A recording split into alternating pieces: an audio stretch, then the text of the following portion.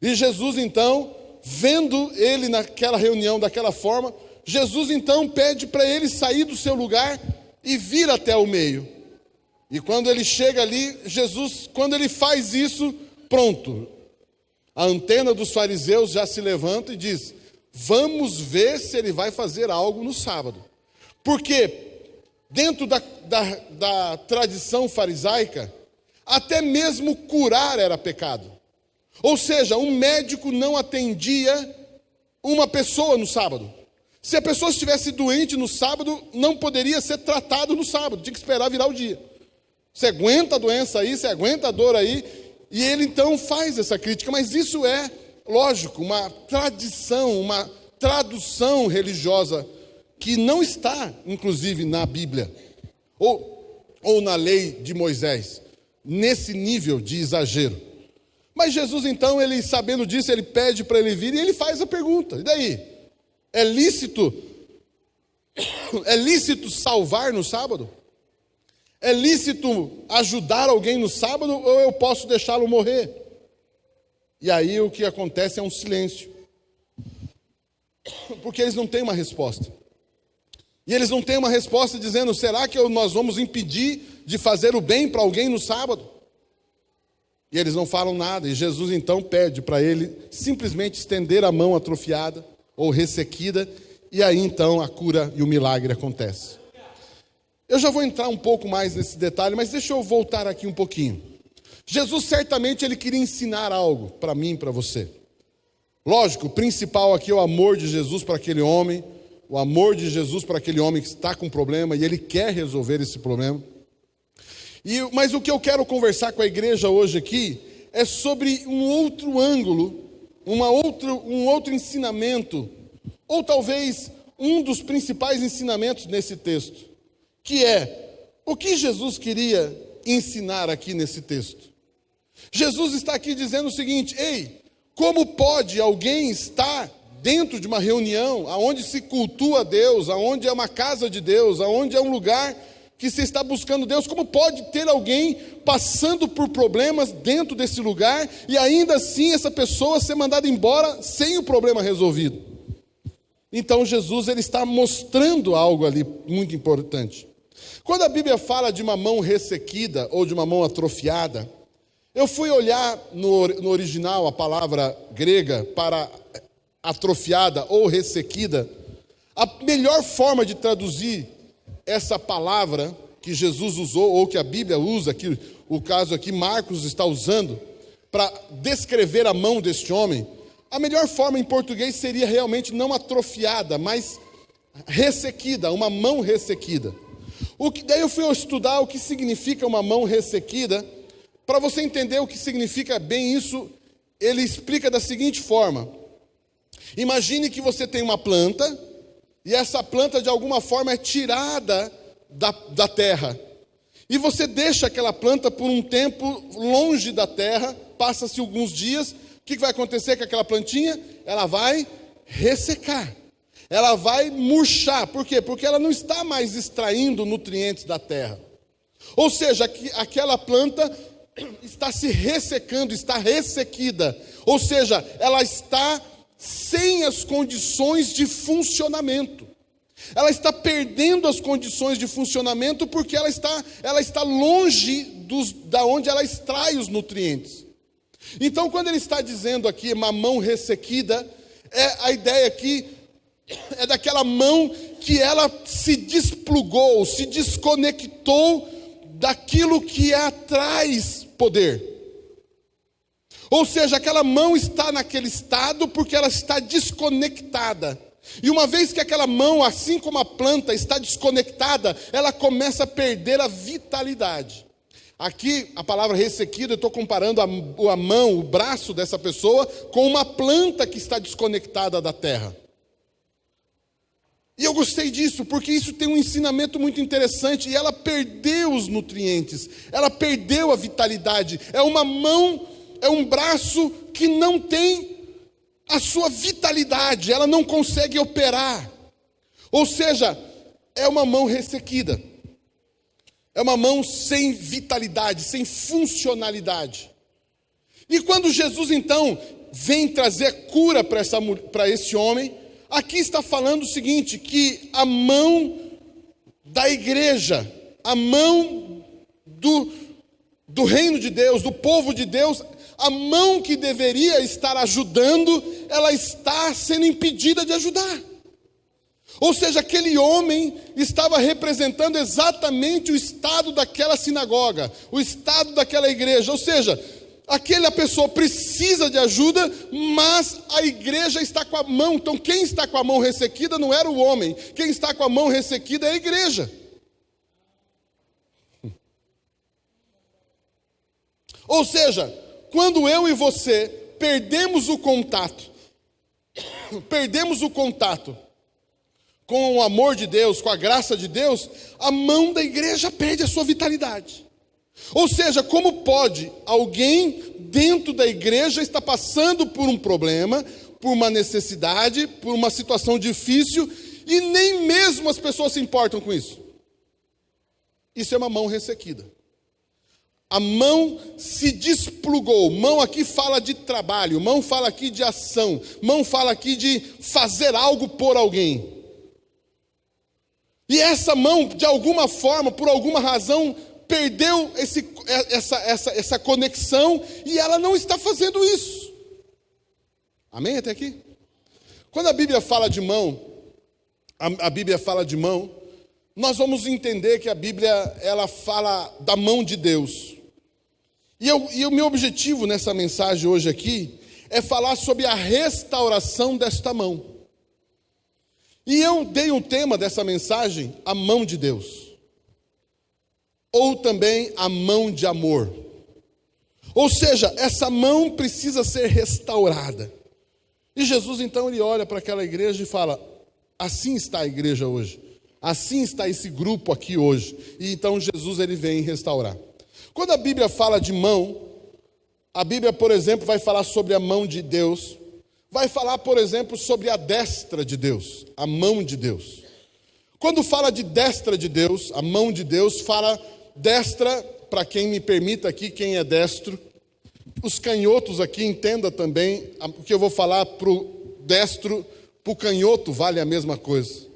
Quando fala a destra de Deus, fala da mão boa, a mão forte, a mão que você escreve, a mão que você segura a espada, a mão que você faz as suas atividades, aquela mão, a mão boa, a mão que você executa as suas principais tarefas. Para quem é destro, a sua mão direita, ela é a que geralmente faz as coisas, e a esquerda, ela auxilia a direita. E quem é canhoto, ao contrário, a mão esquerda que faz as tarefas principais, e a mão direita apoia as tarefas da mão esquerda. Mas quando fala de mão de Deus, ela fala dessa mão boa. Ou seja, a mão que realmente produz algo está atrofiada. E Jesus está dizendo o seguinte, a mão boa, a mão de poder, a mão de habilidade, a mão que tem destreza. Palavra destro, destreza. Ou seja, a mão que tem habilidades está deixando de fazer aquilo que tinha que fazer. A mão perdeu a sua funcionalidade. Amém? Vocês estão aqui comigo? A mão precisa ser restaurada. Ou seja, a mão de poder, a mão de graça, a mão de amor, a mão de habilidade. E quando fala dessa mão de Deus, por exemplo, deixa eu colocar um texto aqui para nós entendermos o que eu estou tentando falar para vocês. Coloca lá, por gentileza, eu vou pular alguns textos ali, mas Êxodo 15, versículo 6. Está aí na lista aí, Êxodo 15, versículo 6, não necessariamente está na lista. Senhor, olha só essa palavra de Moisés. Senhor, a tua mão direita foi majestosa em poder. Senhor, a tua mão direita despedaçou o inimigo. Aqui Deus está dizendo, a mão de poder, a mão direita, a mão boa de Deus, ela é uma mão poderosa, é uma mão que opera maravilhas, ela é uma mão que vence os inimigos, ela é uma mão que traz grandes vitórias. E ali ele está dizendo isso, e você vai ver isso em vários textos da Bíblia, falando sobre a mão de Deus agindo, a mão de Deus operando, a mão de Deus executando. Jesus, em um determinado momento, um leproso chega para Jesus e diz: Senhor, se o Senhor queres, se o Senhor deseja, eu quero ser curado. E Jesus diz assim, e Jesus estendendo a mão, disse: quero ser limpo. E Jesus o toma pela mão. E quantas vezes Jesus toma um paralítico pela mão, levanta e anda. Jesus para um enterro na cidade de Naim. Vinha uma viúva enterrando o seu filho. Jesus para o enterro e Jesus com a sua mão toca o esquife, toca o local que o morto está deitado, e ele toca e diz: jovem, levanta-te, e o jovem se coloca em pé. O Senhor está dizendo aqui, a mão do Senhor, Ele levanta, Ele estende a mão, Ele toca, é uma mão de cura, é uma mão de poder, de milagre, é uma mão que executa graça, é uma mão que estende e leva até as pessoas o socorro de Deus, amém? Mas se fala da mão de Deus. E aqui Jesus está dizendo o seguinte: eu vim aqui para restaurar esta mão que está atrofiada. E aqui Jesus está, como eu falei, existe tanto o sinal da cura, a cura da pessoa propriamente dita, mas também uma palavra didática de como estava a igreja, com a mão ressequida. Ou seja, por que a igreja não está operando, ou por que as pessoas na igreja não estão operando o que deveriam operar? Porque a sua mão, a mão de poder, está ressequida. Por que está ressequida? Porque está desconectada com algo. Ou seja, quando você se conecta com algo em Deus, a sua mão ganha força. A sua mão, quando eu falo mão aqui, fala as suas habilidades, e você opera maravilhas. Amados, aqui Deus está dizendo o seguinte: a mão de Deus nunca atrofia. Aleluia. A mão de Deus nunca está ressequida. Mas o que Jesus está dizendo aqui é o seguinte: eu quero que a sua mão não fique ressequida. Eu quero que a sua mão não fique parada. Eu quero trazer restauração à mão da igreja, à mão dos filhos de Deus. Que a mão dos filhos de Deus seja igual à minha mão, uma mão de poder. Aleluia.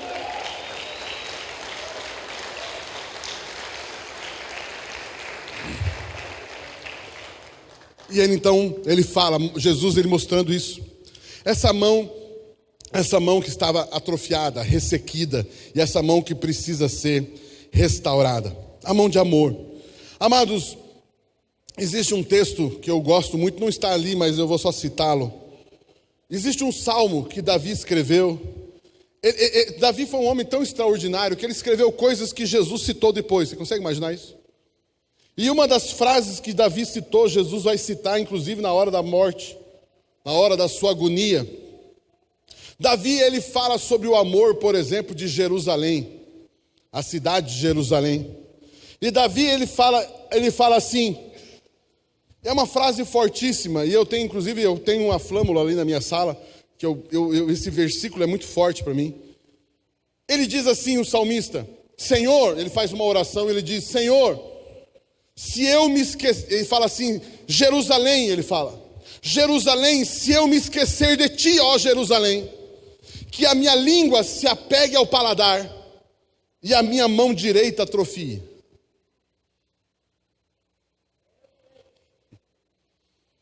Davi faz um voto, como rei da cidade, como rei de Israel, como governante daquele povo, como homem de Deus, como homem que tinha naquela cidade de Jerusalém, tanto o templo de adoração a Deus, como a cidade do governo, onde as pessoas eram governadas através daquela cidade.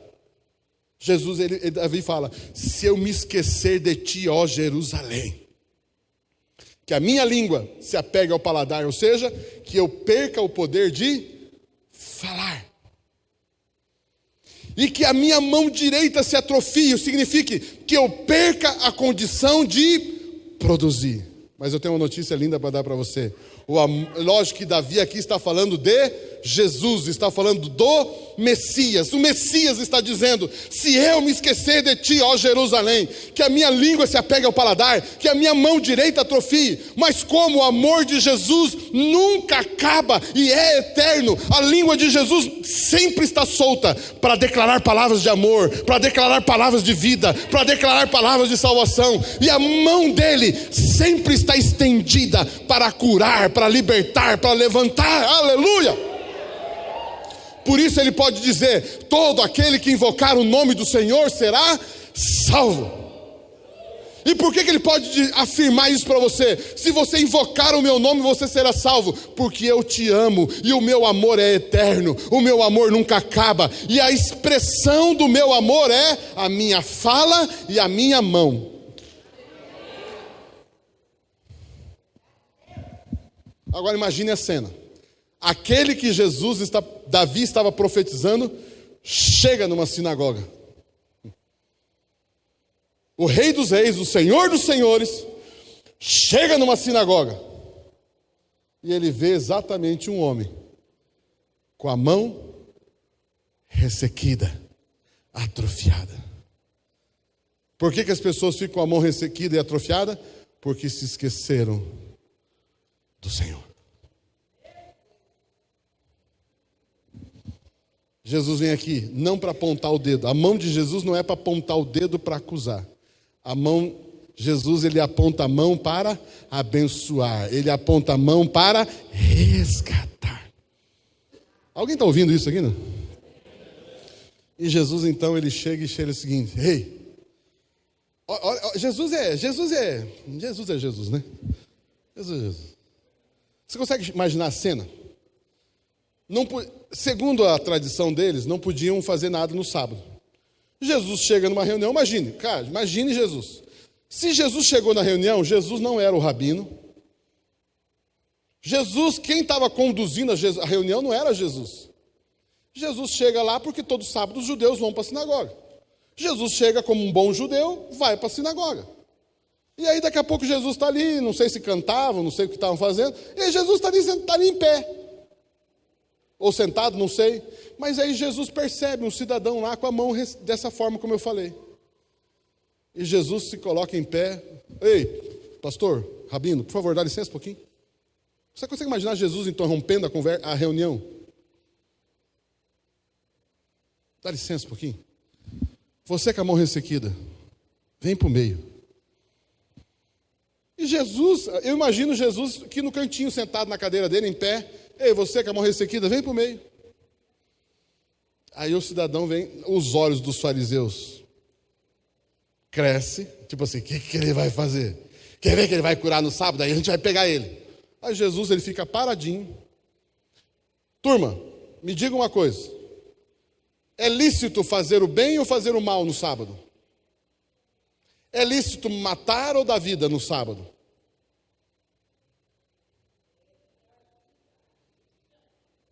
O texto diz que ninguém, todo mundo, a Bíblia diz que eles ficaram em silêncio. Jesus ouviu, esperou a resposta. Esse silêncio prova que quem está com a mão ressequida são vocês. Ele não falou isso, mas deve ter pensado. A Bíblia diz que Jesus ficou entristecido e indignado. Deve ter dado uma raiva em Jesus. Ele ficou indignado. Indignado é estar com raiva. Jesus ficou bravo. A Bíblia diz que ele ficou triste e indignado. E Jesus continuou parado no seu canto. Isso é um sábado. E Jesus chega e fala assim: como não tem resposta, ô cidadão, estenda a sua mão. A Bíblia diz que o cara pega aquela mão ressequida, só faz assim. E quando ele estica o braço, a vitalidade volta no braço daquele homem. E ela volta ao normal. Ouvindo alguns comentaristas, alguns teólogos sobre esse assunto, Sabe por que a turma ficou mais indignada? Não é porque Jesus curou, é porque Jesus não fez nada. Jesus, ele ficou o tempo todo parado. Vocês não podem me acusar de ter feito alguma coisa, porque eu fiquei aqui no cantinho, que eu estou parado aqui, ó. Não estou fazendo nada. Eu não movi um passo, eu não movi nada, eu só falei para ele, estenda a mão. Ou seja, os caras que queriam pegar ele porque ele fez alguma coisa no sábado, ele não fez nada no sábado. O que fez foi a sua palavra.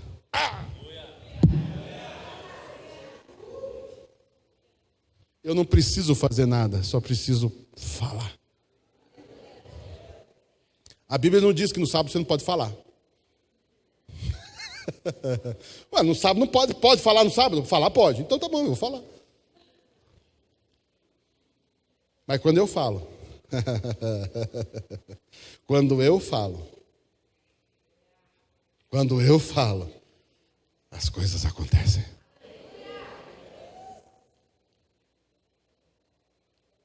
Amados, pense nisso.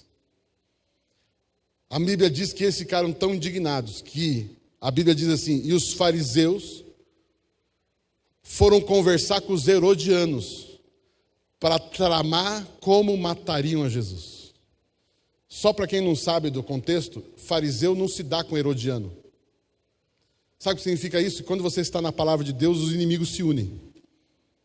Quando você está fazendo a vontade de Deus, os inimigos se unem. Aqueles que nunca se gostaram, param para conversar, para destruir quem está na palavra de Deus, quem está na graça.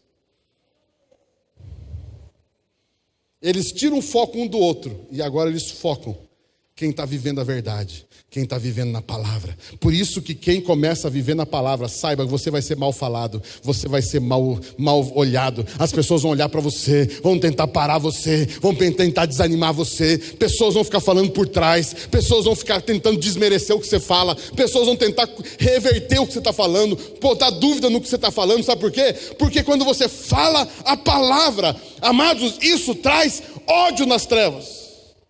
Sabe por quê? Porque quem está no amor, a sua língua está livre e a sua mão está poderosa. Aleluia! Amém? Jesus está dizendo o seguinte, vocês percebem isso?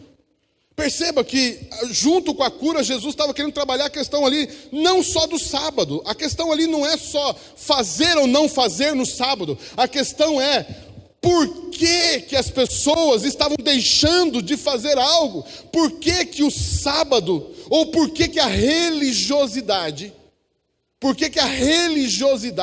era tão forte? Por que a religiosidade era tão forte ao ponto de impedir de amar alguém?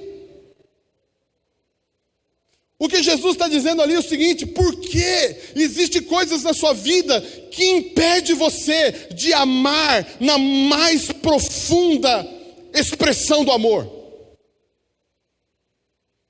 O que impede você? O que tem segurado você ao ponto de a sua mão estar atrofiada? Quando eu falo mão atrofiada, mão direita, eu já falei isso, não estou falando necessariamente de mão direita ou mão esquerda. Aqui fala de mão de poder, mão de autoridade, mão de poder. Aleluia. E eu tenho uma notícia linda para dar para você. Assim como a mão de Jesus é poderosa, a mão de Deus é poderosa, Ele está dizendo algo para você, a sua mão também é poderosa. Jesus foi restaurar a mão de um homem dentro da igreja, a mão foi restaurar a mão de uma pessoa que estava com a mão atrofiada dentro da igreja. Dizendo o seguinte, quem está na igreja não pode estar com a mão atrofiada. Eu não estou falando de quem está na igreja no sentido de prédio. Quem é a igreja não pode estar com a mão atrofiada. Eu tenho uma notícia linda para dar para você. Queridos, Não tem sentido alguém perto de você estar passando necessidade. Não tem sentido alguém perto de você estar passando fome. Não tem sentido alguém perto de você estar doente. Porque você não somente tem condições de dar uma comida, uma cesta básica, mas muito mais que isso. Você tem poder para curar os enfermos, para expulsar os demônios, para restaurar as enfermidades. Você tem poder, está na sua mão. A sua mão não é atrofiada.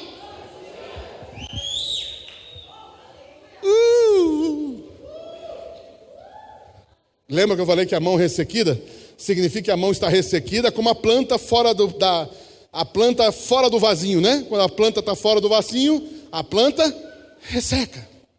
Por que a mão das pessoas na igreja estão ressequidas? Porque elas estão desconectadas com o que alimenta. Isso eu já falei, mas agora eu quero entrar um pouco mais nesse ponto. E qual é a conexão? Qual é a conexão que faz essa mão não estar ressequida? Essa conexão é Jesus, amém? Mas o que em Jesus? Essa conexão é o amor. Amados, o que faz uma mão, essa mão boa, a mão direita, a mão destra, a mão que escreve, a mão que segura a espada, a mão que trabalha, a mão que faz milagre. Não, de novo, não só direita e esquerda, tá? Por favor, voltando aqui. A mão boa. O que faz essa mão ter poder? Falo, não falo, falo, não falo, falo, não falo. O que faz essa mão ter poder não é a unção. É o amor.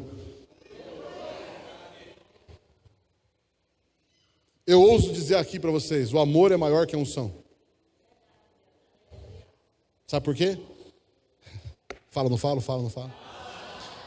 Deus é amor. A Bíblia não diz que Deus é unção. Deus é amor.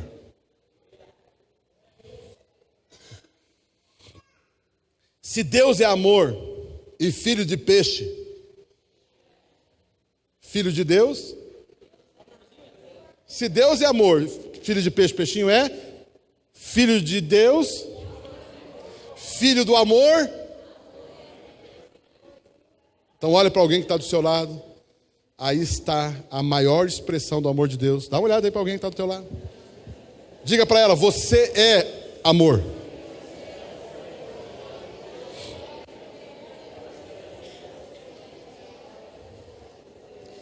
Se fazer um exame de DNA espiritual, você vai ver lá que vai dar lá no cromossomo, é filho de Deus.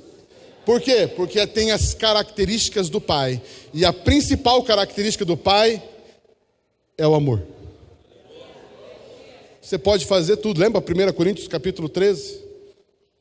Pode dar vida para os pobres, fazer, mas se não tiver amor, nada o quê? Serei. A palavra ali serei é identidade. Eu nada sou. Não é o que eu faço, é o que eu sou.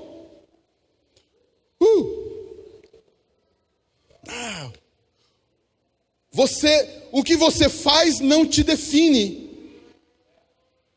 O que você faz não te define. É isso que 1 Coríntios 13 está dizendo. O que você faz, você não é o que você faz. Porque você faz e não faz para ser.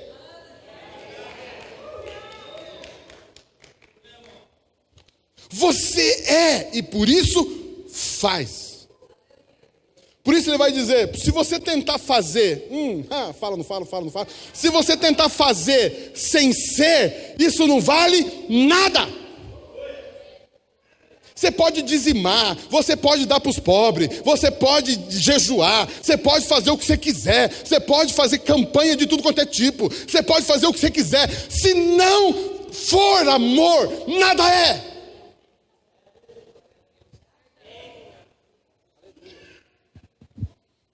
Porque quando você faz, Deus não está procurando o que você fez, Ele está procurando o que você é.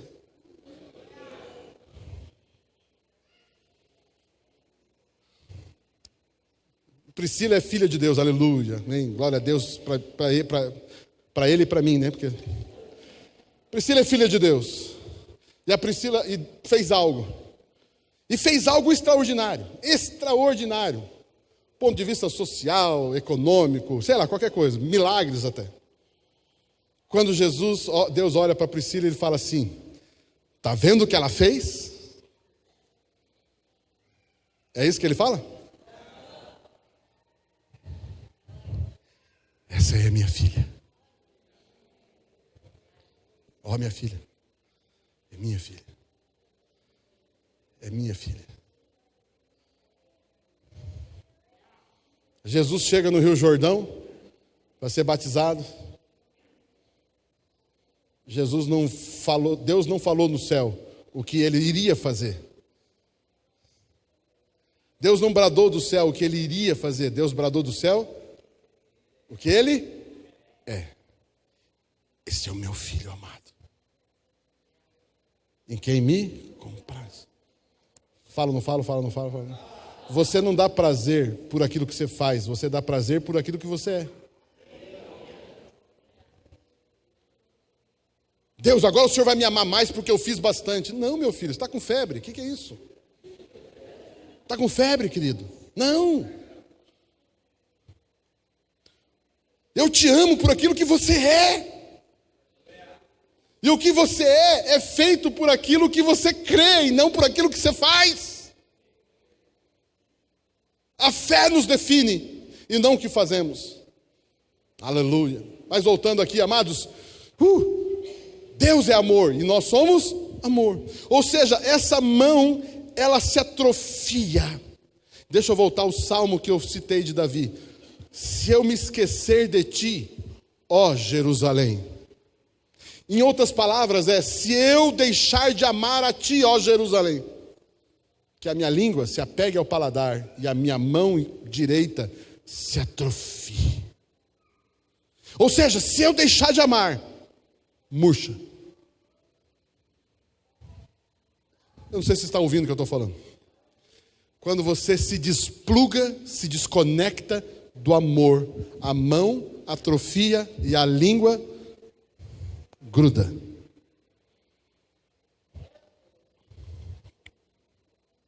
Quando você se desconecta daquilo que você é, a sua língua gruda e a sua mão atrofia. E aí nós estamos na igreja, com a língua grudada e a mão atrofiada, a mão ressequida.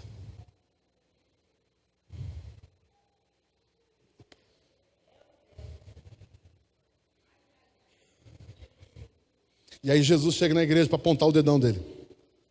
Ei, seus cabeção, tá vendo aí, ó? Arrependa-te, miserável. Aí, tá vendo o que deu? Tá vendo como é que você tá? É isso que ele fez? Aí Jesus chega e fala assim: vem pro meio. Jesus coloca aquela pessoa com a mão atrofiada no meio, num lugar de destaque.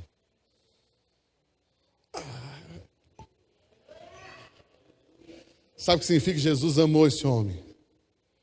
E eu tenho uma notícia linda para dar para você: ele ama você. E eu creio que Jesus, nesses últimos tempos, está aqui para dizer: eu estou chamando as pessoas da igreja, venha para o meio. Venha para o meio. Estenda as mãos. Deixa eu dar de novo vitalidade para as tuas mãos. E que a motivação para o que você vier a fazer não seja o fazer em si, mas o amor. Hoje de manhã tivemos uma reunião linda aqui de líderes, e eu falei daquele texto lindo também, que diz: o amor de Cristo nos constrange. 2 Coríntios capítulo 5, 14. O amor de Cristo nos constrange. A palavra constranger eu expliquei para eles aqui. Vou explicar para vocês também. A palavra constranger no grego dá a ideia o seguinte: quem aqui lembra daquelas mangueiras de fazenda? Lembra a mangueira na fazenda? Botava boi, não? Lembra aquela mangueira? Que daí botava o gado, o cavalo, o gado confinado num lugar, E eles tinham que, botava lá para quê? Para 2 motivos levava o gado para a mangueira. Para vacinar, para embarcar em caminhão, para levar para o frigorífico, ou para vender, ou para matar mesmo, né? Para fazer churrasco. Aí botava os boi ali, e aí fazia eles entrar, já estava no lugar assim, agora fazia um corredorzinho, já viu aquele corredor de mangueira, não? Aí faz as vacas entrar uma atrás da outra, assim. Não tem como ir 2 de 2, assim. É uma atrás da outra. Constranger é afinar a tal ponto que só passa um. E aí as vaquinhas vinham uma a uma, assim, uma atrás da outra. Não tinha como, é apertado o corredor. A Bíblia diz, o amor de Cristo nos constrange. E nos constrange o quê?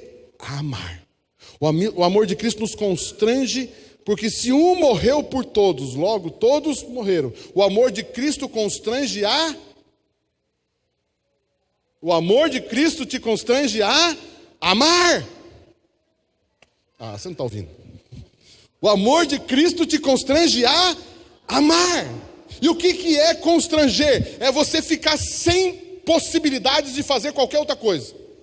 Sabe quando você não tem chance de fazer outra coisa? Não tem mais opção, não tem mais escapatória. Você vai ter que fazer aquilo. O amor de Cristo, ele te pressiona de todos os lados a tal ponto que você vai fazer. Esse é o amor de Cristo, ele te constrange. Ah, aleluia! A mão que não está ressequida é uma mão que tem o amor constrangedor nela. E essa mão se estenderá em direção a todos aqueles que precisam. E sabe do quê? A razão vai dizer, cai fora, isso é fria. A razão vai dizer, não dá isso não. A razão vai dizer, não, esse dinheiro não, esse dinheiro não. Você está cansado, agora fica aqui. Não, o amor de Cristo não te deixa chance. Você vai fazer coisas extraordinárias. Você vai fazer coisas que você vai sacrificar. E todo mundo vai dizer, você está louco, você está maluco. Isso não se deve fazer. E você vai dizer, o amor de Cristo não me deixa não fazer. Eu vou ter que fazer, porque eu não tenho opção. Mas não é fazer por medo da punição. Eu vou fazer porque eu amo. Amados, se eu tiver que obrigar você a fazer alguma coisa, é porque você não ama. Você não ouviu?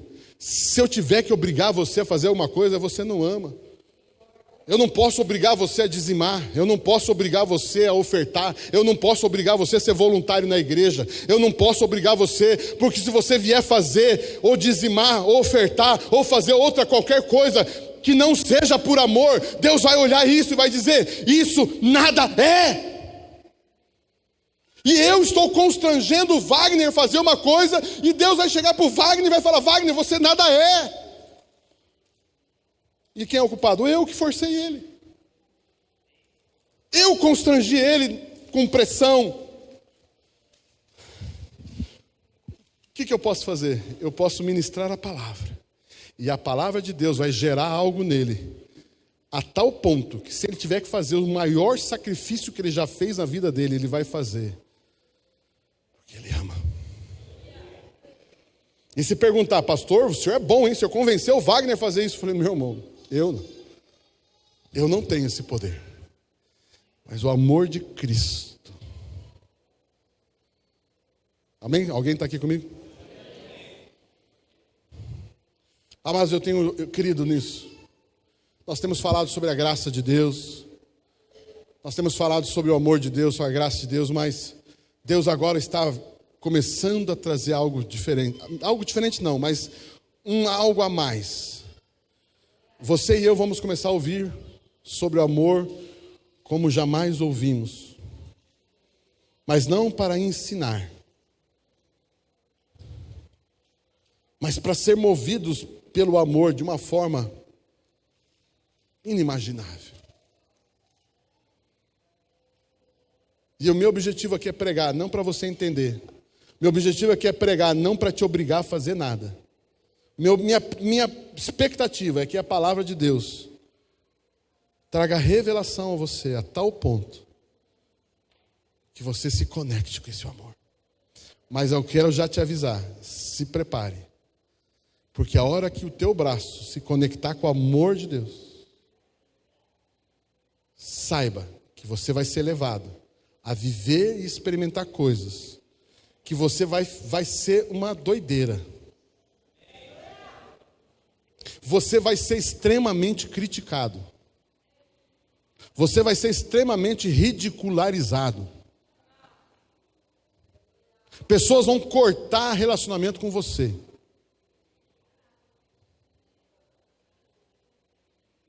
Pessoas vão tentar impedir você.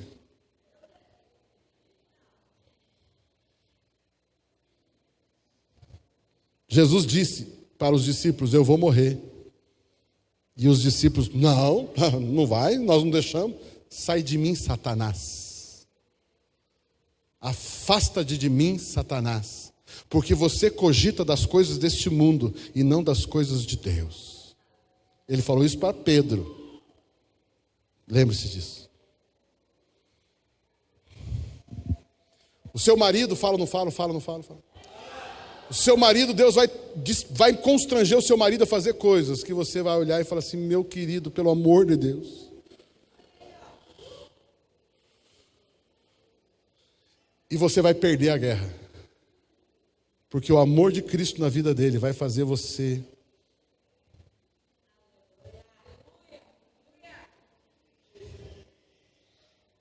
o amor de Cristo na vida dos filhos. E você vai ver os teus filhos entrar numa situação que você vai tentar defendê-los. E Jesus vai falar para você: não defende não, deixa ele. O amor de Cristo na vida dessa criança, desse jovem, desse adolescente, vai levar ele a fazer coisas que você vai tentar segurar e não tente. Não tente. Você vai perder a guerra para o teu filho. Sabe por quê? Porque existe algo dentro do teu filho. Vai existir algo dentro do seu filho, da sua esposa, do seu marido, do seu sei lá quem. E você vai olhar.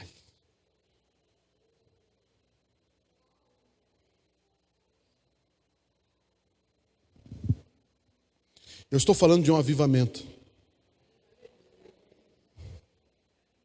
Um avivamento que está por vir. Queridos, eu vou falar de novo o que eu falei de manhã. Hoje, dia 29 de setembro, dentro do calendário judaico, é o último dia do ano. Amanhã, meia-noite hoje, começa uma nova década no calendário judaico. Hoje é o último dia de 5.779. Amanhã, Adão e Eva fazem aniversário. Sabia disso, não? Amanhã é o aniversário de Adão e Eva, segundo os judeus. Amanhã eles comemoram 5.780 anos de Adão e Eva. Afinal de contas, nasceram juntos, né? Eram gêmeos.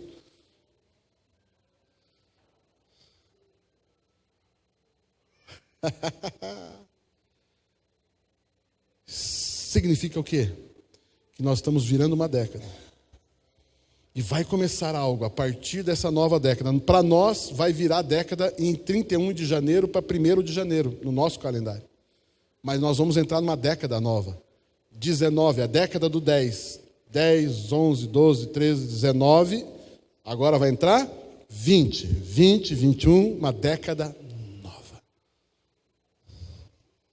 E espiritualmente, algo poderoso vai acontecer nessa década. A igreja vai passar por um avivamento. Mas um avivamento sem precedentes. Sem precedentes históricos. Todo avivamento é marcado por coisas inusitadas, que nunca aconteceram. E eu acredito que algo vai começar a acontecer. E para mim, a maior condição para que isso aconteça é uma manifestação poderosa, plena do amor de Deus. Eu estou pregando essa mensagem, fiquei feliz de poder pregar essa mensagem hoje. E eu quero pregar essa mensagem profeticamente. Estou pregando profeticamente, acreditando que nós vamos dar um início a partir de amanhã. Não daqui, eu estou falando do mundo, eu não estou falando daqui de Fazenda Rio Grande, eu estou falando mundialmente falando. E eu não estou falando sozinho, isso tem muito eco em muitos profetas por aí. Amados, amanhã, 2020, algo tremendo. Uma revolução fantástica, poderosa começa a acontecer. Mas isso eu quero declarar que comece na sua vida. E eu tenho orado para que um grande mover venha sobre nós. De amor, de um amor assim impressionante. Amém? Vocês estão aqui comigo? E Jesus, agora, já encerrando, Jesus, quando ele diz, estenda a mão. Estenda a mão. Quando a gente estende a mão, Lésia, vem aqui.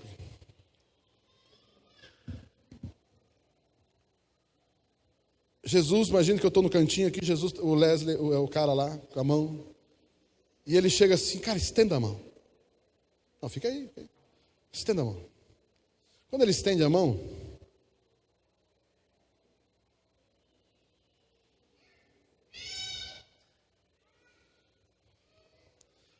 você quer um milagre?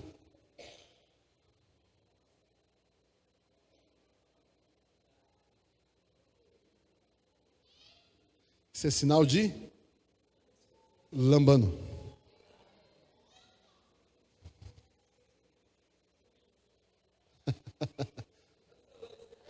Só receba. Só receba.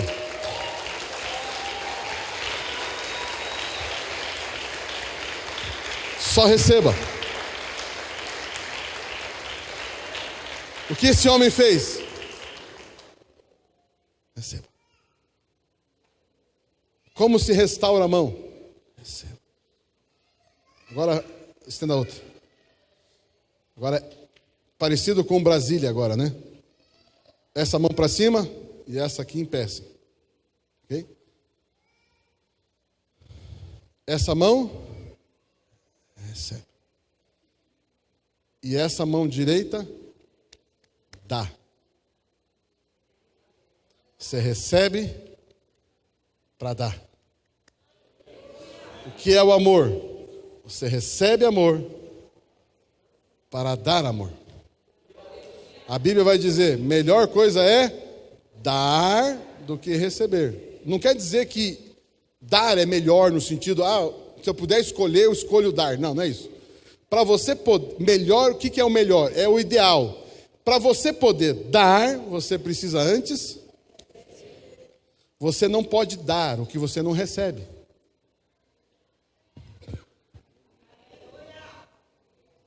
Você não pode dar o que você não recebe. Receba amor, igreja. Receba amor, filho de Deus, filha de Deus, para que você possa. O ideal é que esse fluxo não pare na tua vida. Queridos, tudo que você recebe, você dá. Recebe, dá. Recebe, dá. Recebe, dá. Recebe, dá. Quando você faz esse fluxo acontecer, você não para de receber. Quando você para de dar, a mão resseca. Para que a mão não resseque, receba e dê. Queridos, você recebeu uma bênção, dê outra. Você recebeu um milagre, faça outro milagre.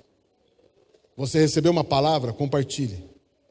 Você recebeu uma bênção financeira, dê para alguém também. Recebeu uma grana, dê para alguém. Alguém chega para você dar um presente, já dê em seguida, já dê de novo. Não retenha. Recebeu, oh, aleluia, recebi, agora é para mim. Não, meu irmão, já vai dando.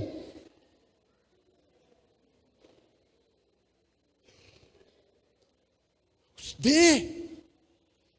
Receba e dê. Mantenha esse fluxo sempre vivo na tua vida. Eu não estou falando só de dinheiro, eu estou falando de palavras, de ânimo, de abraço, de isso, de aquilo. Amados, alguém veio para você e honrou você. Olha, eu quero pegar o Marco, tem sido uma pessoa, Marco, eu quero vir aqui reconhecer a sua vida na minha vida. Você tem sido importante para mim. E o Marco recebendo, alguém está sendo grato pela vida do Marco. Amém, glória a Deus, receba isso, Marco. Mas Marco, pega o que você tem agora, escolhe alguém e vai fazer a mesma coisa. Eu quero honrar. Receber um presente, dê para alguém. Recebeu um saco de laranja, pega umas 5, 6 laranjas, dê para alguém. Dependendo da coisa, você vai acabar dando o saco todo. Meu irmão, recebeu, dê. Tenho convivido, tenho tido a graça de conviver bastante com o Pio, né? O Pio, ele chega a ser um escândalo. Do jeito que vem, vai. Do jeito que vem, vai. É impressionante como dá. E aí a gente entende a prosperidade.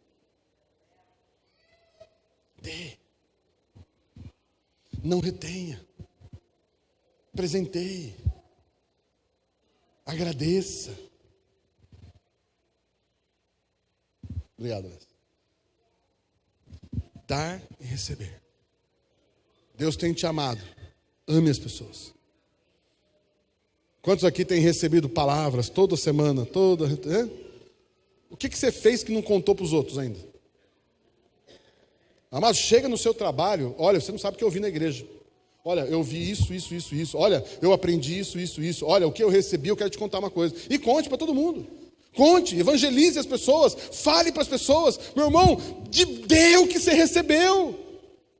Recebeu uma revelação? Dê. Vai lá e conte a revelação que você recebeu. Conte para as pessoas. Vai lá e diga para as pessoas. Chegue amanhã e comece a contar o que você ouviu hoje. As pessoas vão falar para você, mas pastor, cara, o que você está falando aí? Senta aqui que eu vou te explicar melhor. Ah, e pronto. Mas dê.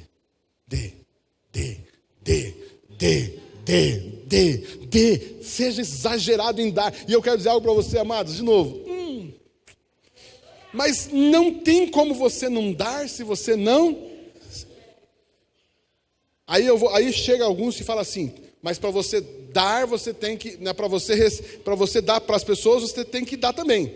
Não, irmão, calma. Receba. Depois dê. Mas quando eu estou falando de receba aqui, eu estou falando de coisas específicas, mas em primeiro lugar, receba o amor de Deus. Por exemplo, o Leslie recebeu uma bênção financeira.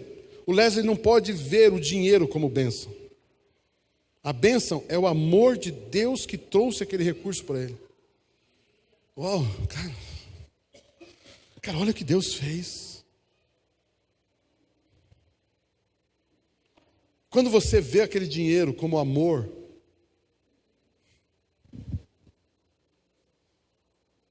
mas quando você vê o dinheiro pelo dinheiro, você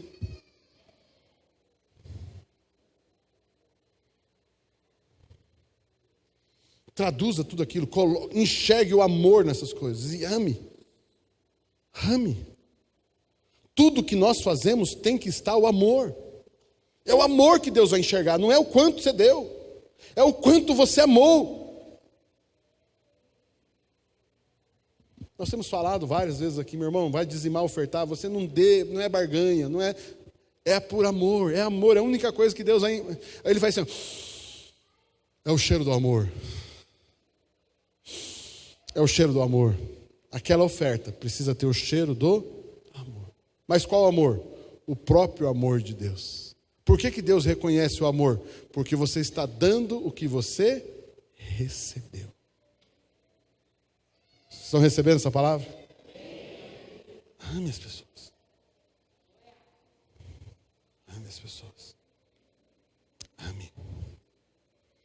Receba e ame. E amanhã, a semana que vem, se Deus permitir, eu quero continuar essa mensagem. Que eu quero falar sobre a mão de Deus. A mão de amor de Deus tem 5 dedos. A mão de Deus tem 5 dedos. Graça, Aliás, misericórdia, graça, adoção. Não. Misericórdia, graça, redenção, adoção e autoridade. Quando Deus bota a mão, fica as digitais da misericórdia, da graça, da redenção, da filiação, da adoção, que é a filiação, e da autoridade. E quando você recebe essas 5 digitais, e aonde você botar a mão, manifestará a misericórdia, a graça, a redenção, a adoção e a autoridade. Identidade se é reconhecida pelas... Por isso que quando você faz alguma coisa, Deus olha e vê, está a minha digital ali. É a digital do meu filho. Só os filhos geram as mesmas digitais. Mas daí semana que vem eu falo sobre isso, amém? Vamos nos colocar em pé.